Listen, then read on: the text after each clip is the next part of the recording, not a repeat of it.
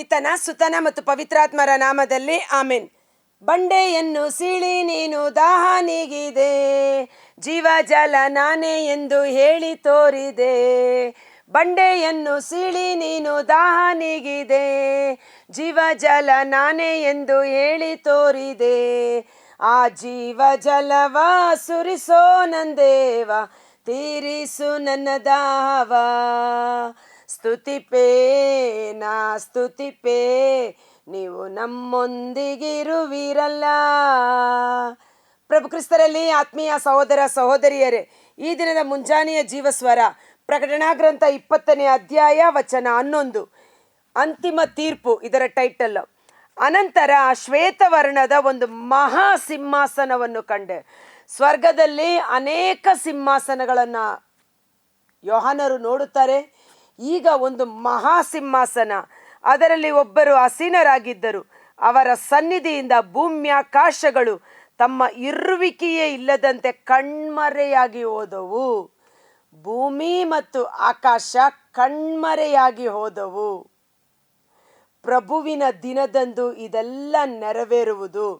ಆದರೆ ನಾವು ಭಯಪಡುವ ಅವಶ್ಯಕತೆ ಇಲ್ಲ. ಕಣ್ಮರೆಯಾಗಿ ಹೋದದ್ದು ನೂತನ ಭೂಮಿ ಆಕಾಶಗಳು ಕಾಣಿಸಿಕೊಳ್ಳುವವು. Praise the Lord, hallelujah. ಹೇಗೆ ಪ್ರಭು ಯೇಸುವಿನ ಬರುವಿಕೆಯ ಸಮಯದಲ್ಲಿ ಜೀವಂತವಾಗಿರುವ ನಾವು ರೂಪಾಂತರಗೊಳ್ಳುತ್ತೇವೋ, ಹಾಗೆಯೇ ಭೂಮಿ ಆಕಾಶಗಳು ಸಹ ರೂಪಾಂತರಗೊಂಡು ಹೊಸದಾಗಿ ಸೃಷ್ಟಿ ಮಾಡಲ್ಪಡುತ್ತದೆ. ಆದಾಮ ಮಾಡಿದ ಪಾಪದ ನಿಮಿತ್ತ ಭೂಮಿ ಶಪಿಸಲ್ಪಟ್ಟಿತು. ಆದ ಕಾರಣ ಯೇಸುವಿನ ಎರಡನೆಯ ಬರುವಿಕೆಯಲ್ಲಿ ದೇವರ ಮಕ್ಕಳು ನಾವು ಆ ಮಹಿಮೆಯ ಬಿಡುಗಡೆಯನ್ನು ಹೊಂದಿಕೊಳ್ಳುವಾಗ ಭೂಮಿ ಆಕಾಶವು ಅದರಲ್ಲಿ ಪಾಲುಗೊಳ್ಳುತ್ತದೆ ಎಂದು ರೋಮನರಿಗೆ ಬರೆದ ಪತ್ರ 8ನೇ ಅಧ್ಯಾಯ ವಚನ 20, 21, 22ರಲ್ಲಿ ನಾವು ನೋಡ್ತೇವೆ.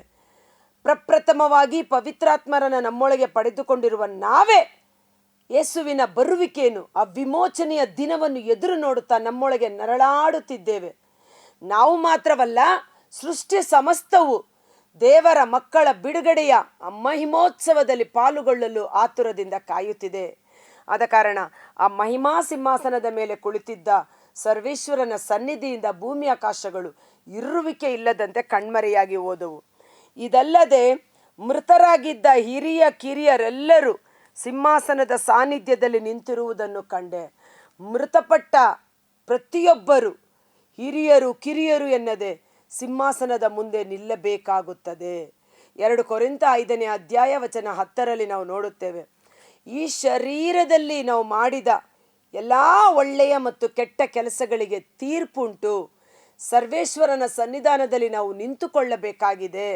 ಆದ ಕಾರಣ ಆ ದೈವ ಭಯಭಕ್ತಿಯನ್ನ ನಿಮಿತ್ತ ಪಾಪವನ್ನು ಬಿಟ್ಟು ಶರೀರ ಜೀವಿತದಲ್ಲಿ ಪರಿಶುದ್ಧತೆಯಲ್ಲಿ ಜೀವಿಸಿರಿ ಎಂಬುದಾಗಿ ರೋಮನರಿಗೆ ಬರೆದ ಪತ್ರ 14ನೇ ಅಧ್ಯಾಯ ವಚನ 10ರಲ್ಲಿ ನಾವು ನೋಡ್ತೇವೆ.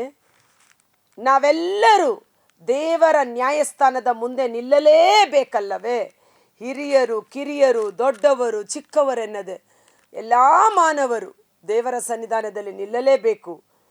ಎಲ್ಲರೂ ನನಗೆ ಸಾಷ್ಟಾಂಗವೆರಗುವರು, ಎಲ್ಲರೂ ನನ್ನನ್ನು ದೇವರೆಂದು ನಿವೇದಿಸುವರು. ಇದಕ್ಕೆ ಜೀವ ಸ್ವರೂಪನಾದ ನಾನೇ ಸಾಕ್ಷಿ ಎಂದು ಸರ್ವೇಶ್ವರ ಸ್ವಾಮಿ ಹೇಳಿದ್ದಾರೆ.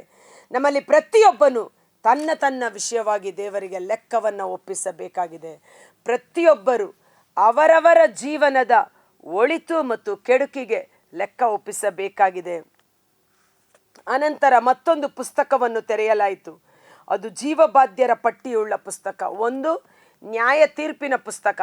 ಈ ನ್ಯಾಯ ತೀರ್ಪು ಅನ್ನುವಾಗ ಕ್ರೈಸ್ತರಾದ ನಾವು ಆ ನ್ಯಾಯ ತೀರ್ಪನ್ನು ನೆನೆಸಿಕೊಂಡು ದೈವ ಭಯದ ಮೂಲಕ ಪಾಪವನ್ನು ಬಿಟ್ಟು ಪರಿಶುದ್ಧರಾಗಿ ಜೀವಿಸಬೇಕು. ಈ ನ್ಯಾಯ ತೀರ್ಪಿನ ನಂತರ ದಂಡನಾ ತೀರ್ಪಿದೆ.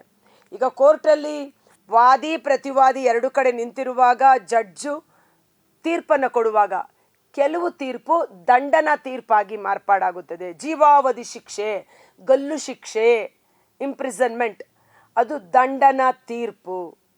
ಆದರೆ ನ್ಯಾಯವಾದ ತೀರ್ಪು, ನೀನು ಮಾಡಿದ ತಪ್ಪಿಗೆ ಕ್ರಯ ಯೇಸು ರಕ್ತದಿಂದ ಕೊಳ್ಳಲಾಗಿದೆ ಎನ್ನುವಾಗ ಅಲ್ಲಿ ನಮಗೆ ಬಿಡುಗಡೆ ಉಂಟು. ಒಳಿತು ಮತ್ತು ಕೆಡುಕಿನ ಕೆಲಸಗಳಿಗೆ ತೀರ್ಪುಂಟು. ಆದರೆ ರೋಮ 8 ವಚನ 1-2ರಲ್ಲಿ ನಾವು ನೋಡ್ತೇವೆ, ಕ್ರಿಸ್ತ ಯೇಸುವಿನಲ್ಲಿ ಇರುವವರಿಗೆ ದಂಡನಾ ತೀರ್ಪು ಇರುವುದಿಲ್ಲ. ಕಾರಣ ಪವಿತ್ರಾತ್ಮರ ನಿಯಮ, ಜೀವದ ನಿಯಮ. ಆ ಜೀವ ನಮ್ಮನ್ನು ಮರಣದಿಂದ ಬಿಡುಗಡೆ ಮಾಡಿದೆ. Price the lord, hallelujah. ಅದು ಜೀವಬಾಧ್ಯರ ಪಟ್ಟಿಯುಳ್ಳ ಪುಸ್ತಕ. ಆ ಪುಸ್ತಕದಲ್ಲಿ ಬರೆದಿದ್ದ ಪ್ರಕಾರ ಅವರವರ ಕೃತ್ಯಗಳಿಗೆ ತಕ್ಕಂತೆ ಮೃತರಿಗೆ ನ್ಯಾಯ ತೀರ್ಪು ಕೊಡಲಾಯಿತು. ಸಮುದ್ರ ತನ್ನಲ್ಲಿದ್ದ ಮೃತರನ್ನು ಒಪ್ಪಿಸಿತು. ಮೃತ್ಯುವು ಪಾತಾಳವು ತಮ್ಮ ವಶದಲ್ಲಿದ್ದ ಮೃತರನ್ನು ಒಪ್ಪಿಸಿದವು. ಸಮುದ್ರದಲ್ಲಿ ಬಿದ್ದು ನಾಶವಾದವರು, ನಾನಾ ವಿಧಗಳಲ್ಲಿ ಮರಣ ಹೊಂದಿದವರೆಲ್ಲರನ್ನು ಒಪ್ಪಿಸಿದವು. ಅವರಲ್ಲಿ ಪ್ರತಿಯೊಬ್ಬನಿಗೂ ಅವನವನ ಕೃತ್ಯಗಳಿಗೆ ತಕ್ಕಂತೆ ನ್ಯಾಯ ತೀರ್ಪು ಆಯಿತು. Price the lord. ಅವರವರ ಕೃತ್ಯಗಳಿಗೆ ತಕ್ಕಂತೆ ನ್ಯಾಯ ತೀರ್ಪು ಆಯಿತು. ಈ ವಾಕ್ಯವನ್ನು ಓದುವಾಗ ನನಗೆ ಪವಿತ್ರಾತ್ಮರು ಪ್ರೇರೇಪಣೆ ಮಾಡಿದ್ದು ಮತ್ತಾಯನು ಬರೆದ ಶುಭ ಸಂದೇಶ 13ನೇ ಅಧ್ಯಾಯ ಕಳೆಗಳ ಸಾಮತಿಯ ರೂಪದಲ್ಲಿ ಪ್ರಭು ಯೇಸು ನುಡಿದದ್ದು. ಮತ್ತಾಯ 13:37. ಒಳ್ಳೆಯ ಗೋಧಿಯನ್ನು ಬಿತ್ತುವವನು ಎಂದರೆ ನರಪುತ್ರನು. ಹೊಲವೇ ಈ ಲೋಕ. ಒಳ್ಳೆಯ ಕಾಳುಗಳು ಶ್ರೀ ಸಾಮ್ರಾಜ್ಯದ ಮಕ್ಕಳು, ಕಳೆಗಳು ಕೇಡಿನ ಮಕ್ಕಳು. ಒಬ್ಬ ರೈತ ಭೂಮಿಯಲ್ಲಿ ಬೀಜವನ್ನು ಬಿತ್ತಿದಾಗ ಗೋಧಿಯ ಜೊತೆ ಕಳೆಗಳು ಬೆಳೆದು ಬಂದ ರೀತಿಯಲ್ಲಿ ಗೋಧಿ ದೇವರ ಮಕ್ಕಳು, ಕಳೆಗಳು ಕಡುಕೇಡಿಗ ಶತ್ರುವಾದ ಸೈತಾನನ ಮಕ್ಕಳು. ಆ ಕಳೆಗಳನ್ನು ಬಿತ್ತಿದ ವೈರಿಯ ಪಿಶಾಚಿ, ಸುಗ್ಗಿ ಕಾಲಾಂತ್ಯ, ಕೊಯ್ಲುಗಾರರೇ ದೇವದೂತರು. ಕಳೆಗಳನ್ನು ಕಿತ್ತು ಬೆಂಕಿಯಲ್ಲಿ ಸುಟ್ಟು ಹಾಕುವಂತೆ ಕಾಲಾಂತ್ಯದಲ್ಲೂ ನಡೆಯುವುದು. ಹೇಗೆ ಒಬ್ಬ ರೈತ, ಪ್ರಭು ಯೇಸು ತನ್ನ ಕಣ್ಣಿಗೆ ಕಾಣುವ ಜನರನ್ನು ಇಟ್ಟುಕೊಂಡು ನಮಗೆ ಅರ್ಥವಾಗುವಂತೆ ಮುಂದಿನ ಘಟನೆಗಳನ್ನು ವಿವರಿಸಿದ್ದಾರೆ. ಹೇಗೆ ಒಬ್ಬ ರೈತ ಹೊಲದಲ್ಲಿ ಬೀಜವನ್ನು ಬಿತ್ತಿ ಅದು ಗೋಧಿ ಬೆಳೆ ಬರುವಾಗ ಕಳೆಗಳು ಸಹ ಬೆಳೆದು ಬಂದಾಗ ಕೊಯ್ಲಿನ ಸಮಯದಲ್ಲಿ ಎರಡನ್ನ ಕತ್ತರಿಸಿ ಗಟ್ಟಿ ಕಾಳನ್ನು ತನ್ನ ಕಣಜಕ್ಕೆ ಸೇರಿಸಿಕೊಳ್ಳುತ್ತಾನೆ, ಕಳೆಗಳನ್ನು ಬೆಂಕಿಯಲ್ಲಿ ಹಾಕಿ ಸುಟ್ಟು ಬಿಡುತ್ತಾನೋ, ಕಾಲಾಂತ್ಯದಲ್ಲಿಯೂ ಹಾಗೆಯೇ ಆಗುವುದು. ಇವೆಲ್ಲ ಸಾಮತಿಗಳು ನಮ್ಮ ಮುಂದೆ ನಡೆಯಲಿರುವ ಘಟನೆಗಳ ಕುರಿತು ನಿದರ್ಶನವಾಗಿ ಬರೆಯಲ್ಪಟ್ಟದ್ದು. ನಾವು ಎಚ್ಚೆತ್ತುಕೊಳ್ಳಬೇಕು. ನರಪುತ್ರನು ತನ್ನ ದೂತರನ್ನು ಕಳುಹಿಸುವನು. ಅವರು ಆತನ ರಾಜ್ಯದಿಂದ ಪಾಪಕ್ಕೆ ಕಾರಣವಾದುದೆಲ್ಲವನ್ನು, ದುಷ್ಕರ್ಮಿಗಳೆಲ್ಲರನ್ನು ಒಟ್ಟುಗೂಡಿಸಿ ಅಗ್ನಿ ಕುಂಡದಲ್ಲಿ ಹಾಕುವರು. ಅಲ್ಲಿ ಅವರು ಕಟಕಟನೆ ಹಲ್ಲು ಕಡಿದು ಗೋಳಾಡುವರು. ಸದ್ಧರ್ಮಿಗಳು ತಮ್ಮ ತಂದೆಯ ಸಾಮ್ರಾಜ್ಯದಲ್ಲಿ ಸೂರ್ಯನಂತೆ ಪ್ರಕಾಶಿಸುವರು. ಕಿವಿಯುಳ್ಳವನು ಕೇಳಿಸಿಕೊಳ್ಳಲಿ, ಕಿವಿಯುಳ್ಳವನು ಕೇಳಿಸಿಕೊಳ್ಳಲಿ. ಕೇಳಿಸಿಕೊಂಡ ವಾಕ್ಯವನ್ನು ವಿಶ್ವಾಸಿಸಿ ಪಾಪಕ್ಕೆ ವಿಮುಖರಾಗಿ ದೇವರಿಗೆ ಅಭಿಮುಖರಾಗಿ ಪರಿಶುದ್ಧವಾದ ಜೀವನವನ್ನು ನಡೆಸಲು ಪವಿತ್ರಾತ್ಮರು ನಮ್ಮನ್ನು ಬಲಪಡಿಸಲಿ. ನಾವು ಮಾಡುವ ಎಲ್ಲ ಒಳ್ಳೆಯ ಮತ್ತು ಕೆಟ್ಟ ಕೆಲಸಗಳಿಗೆ ಅವರವರ ಕೃತ್ಯಗಳಿಗೆ ತಕ್ಕ ಪ್ರತಿಫಲ ಉಂಟು. ಮತ್ತೊಂದು ಸಾಮತಿ ಅದರಲ್ಲೇ ತುಂಬ ಚೆನ್ನಾಗಿದೆ. ಮತ್ತಾಯ 13:47. ಎಲ್ಲರಿಗೂ ಒಂದೇ ಗತಿ ಅಂತ ಕೊಟ್ಟರೆ ಹೇಗೆ? ದೇವರು ಪಕ್ಷಪಾತ ಮಾಡಿದಂಗೆ ಆಗುತ್ತಲ್ಲ. ಈ ಲೋಕದಲ್ಲಿ ದುರ್ಜನರಿಗೂ ಸಜ್ಜನರಿಗೂ ವ್ಯತ್ಯಾಸ ದೇವರು ಕೊಡುತ್ತಾರೆ. ಮತ್ತಾಯ 13:47. ಸ್ವರ್ಗ ಸಾಮ್ರಾಜ್ಯವನ್ನು ಒಂದು ಮೀನು ಬಲೆಗೆ ಹೋಲಿಸಬಹುದು. ಬೆಸ್ತರು ಬಲೆಯನ್ನು ಸಮುದ್ರದಲ್ಲಿ ಬೀಸಿ ಎಲ್ಲ ಜಾತಿಯ ಮೀನುಗಳನ್ನು ಹಿಡಿಯುತ್ತಾರೆ. ಮೀನು ಮನುಷ್ಯರಿಗೆ ಹೋಲಿಕೆ, ಓಕೆ. ಬಲೆ ತುಂಬಿದ ಮೇಲೆ ಅದನ್ನು ದಡಕ್ಕೆ ಎಳೆದು ಕುಳಿತುಕೊಂಡು ಒಳ್ಳೆಯ ಮೀನುಗಳನ್ನು ಮಾತ್ರ ಆರಿಸಿಕೊಂಡು ಬುಟ್ಟಿಗೆ ಹಾಕಿಕೊಳ್ಳುತ್ತಾರೆ, ಕೆಟ್ಟದ್ದನ್ನು ಎಸೆದು ಬಿಡುತ್ತಾರೆ. ಕಾಲಾಂತ್ಯದಲ್ಲಿ ಹೀಗೆಯೇ ಆಗುವುದು. ಕಾಲಾಂತ್ಯದಲ್ಲಿ ಇದರಂತೆ ಆಗುವುದು. ದೇವದೂತರು ಹೊರಟು ಬಂದು ದುರ್ಜನರನ್ನು ಸಜ್ಜನರಿಂದ ಬೇರ್ಪಡಿಸುವರು, ದುರ್ಜನರನ್ನು ಅಗ್ನಿಕುಂಡದಲ್ಲಿ ಹಾಕುವರು.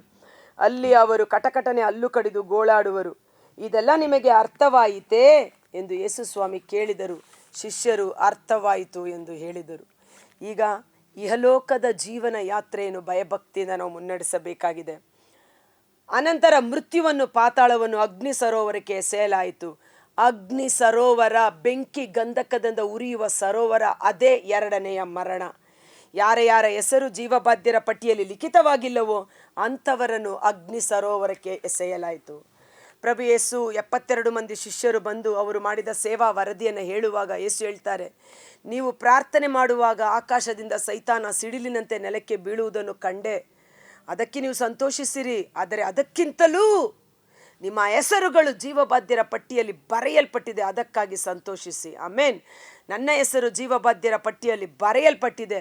ನನ್ನ ಯೇಸು ನನ್ನ ರಕ್ಷಕ ದಂಡನ ತೀರ್ಪಿನಿಂದ ನಮ್ಮನ್ನು ಬಿಡುಗಡೆ ಮಾಡಿದ್ದಾರೆ ಎಂದು ನಾವು ವಿಶ್ವಾಸಿಸಿ ಆರಿಕೆ ಮಾಡೋಣ. ಇನ್ನು ಸಂತ ಪೌಲ ವಿಶ್ವಾಸದಿಂದ ಹೇಳುವ ಮಾತು ಫಿಲಿಪ್ಪ 4:3 ನನ್ನೊಡನೆ ಶುಭ ಸಂದೇಶ ಸಾರುವ ಈ ಕೆಲಸದಲ್ಲಿ ನನ್ನೊಡನೆ ಕೈ ಜೋಡಿಸಿರುವ ನಮ್ಮೆಲ್ಲರ ಹೆಸರುಗಳು ಜೀವಬಾಧ್ಯರ ಪಟ್ಟಿಯಲ್ಲಿ ಲಿಖಿತವಾಗಿದೆ. ಆಮೇನ್, ಆಮೇನ್, ಆಮೇನ್. ವಿಶ್ವಾಸಿಸೋಣ.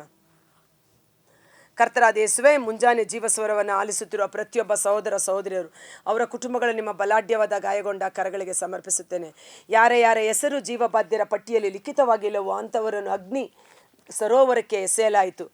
ಆದರೆ ನನ್ನ ಯೇಸು ನನ್ನ ರಕ್ಷಕ, ಯೇಸುವನ್ನು ತನ್ನ ಸ್ವಂತ ರಕ್ಷಕನನ್ನಾಗಿ ಸ್ವೀಕರಿಸಿಕೊಂಡ ಪ್ರತಿಯೊಬ್ಬರು ಈಗಾಗಲೇ ಅನ್ಯಾಯ ತೀರ್ಪಿನಿಂದ ಬಿಡುಗಡೆಯಾಗಿದ್ದಾರೆ. ಖಂಡನೆ ದಂಡನೆಯಿಂದ ಅವರು ತಪ್ಪಿಸಿಕೊಂಡಿದ್ದಾರೆ.